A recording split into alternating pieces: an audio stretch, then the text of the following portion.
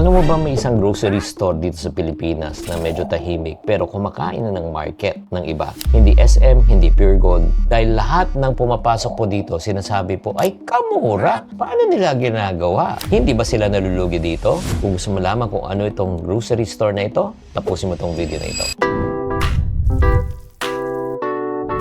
Hi there, this is Shinkitan, your pambansang world coach. Pag-uusapan po natin, again, isang lumalaki na everyday grocery store. Ang tawag po niyan ay Dali. Yes, or Dali. Ito ay inspired po sa isang German name na tinatawag na Aldi. Hindi naman mabilis matandaan yung Aldi. Ang natatandaan lang natin si Alden.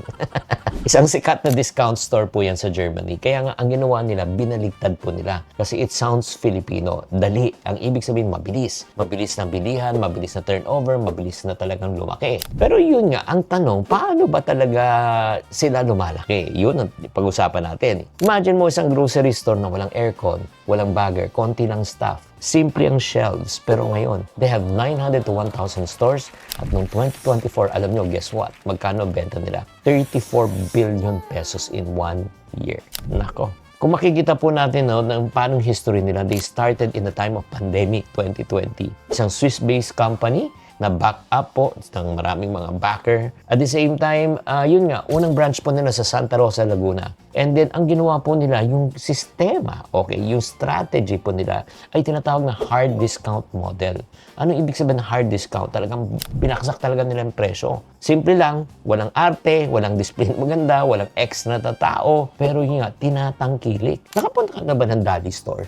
Di ba kung mapapansin mo talaga, limited ang kanyang products. Hindi katulad ng SM or mga ibang mga stores na daming choices. Pero ito lang maraming pumupunta doon at talagang bumibili ng bulto. Oo, nire-resell po. Bakit nila nire-resell? Kasi nga murang produkto. Paano naging murang produkto? Kasi private label products. Sila mismo gumagawa ng produkto. Sila mismo manufacturer.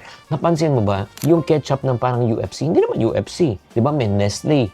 Pero hindi naman Nestle product. May sarili silang brand. So, ang ibig sabihin, tinanggal po nila yung advertisers, tinanggal nila yung middleman from manufacturer directly to the consumer. So, ang laki ng discount na nakukuha nila. And number 3, mababa nga yung operating cost. Walang aircon, walang pasosyal. Hindi binibenta yung experience. Hindi katulad ng mga 7-Eleven. Ang binibenta po nila yung murang and affordable na presyo. Kaya nga, ano po nangyari? Noong 2023, benta lang naman na 22 billion. Noong 2024, 34 billion. Pero, lugi sila. Meron bang negosyo nagpapatakbo na nagpapalugi? Yes. Pero bakit nila ginagawa to? Ops, sandali lang Bago ko i-reveal sa iyo kung bakit nila ginagawa to, share ko muna sa inyo, para sa mga taong gusto magsimula ng negosyo, gusto nyo talagang malinaw na idea, i-track mo kung paano talaga lumago ang iyong negosyo at iwasan ang mga common business mistakes. Nako, i-click nyo na lang yung link sa comment section kung handa ka na talagang matuto. Now, back to our regular programming, balik sa tanong. Bakit ba nagpapalugi ang Dali? Hindi naman siya nagpapalugi. Alam mo ang ginagawa niya?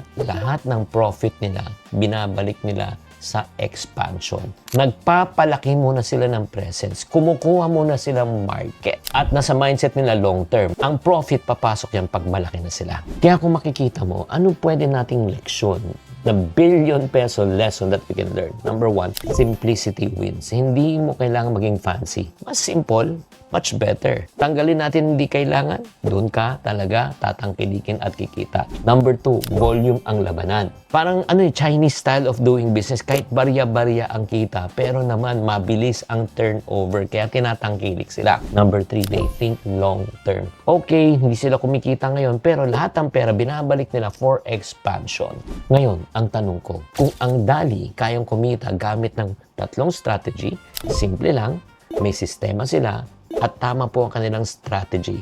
Ikaw kaya, anong pwede mong gawin? Anong pwede mong kopyahin sa business model niya para ikaw ay lumago at matuto ring magnegosyo? Kaya next time, my challenge to you pag pumasok kayo sa isang Dali store, tignan mo yung packaging, tignan mo yung presyo, tignan mo yung overhead nila, tignan mo yung mga tao nila, at makikita mo, ito pala ay isang matinding business strategy. O ano pang hinihintay mo? I-implement mo na. Baka ikaw na susunod na gagawa mong sarili mong success story. Sana naliwanagan kayo kung ano pong natutunan nyo sa episode na ito. Pakitype na lang sa comment section. Shinkitan with over 6 million Facebook followers, 2.8 million YouTube subscribers, and 2.4 million TikTok fans, is now all out to share with you the most practical, simplest path to lasting wealth.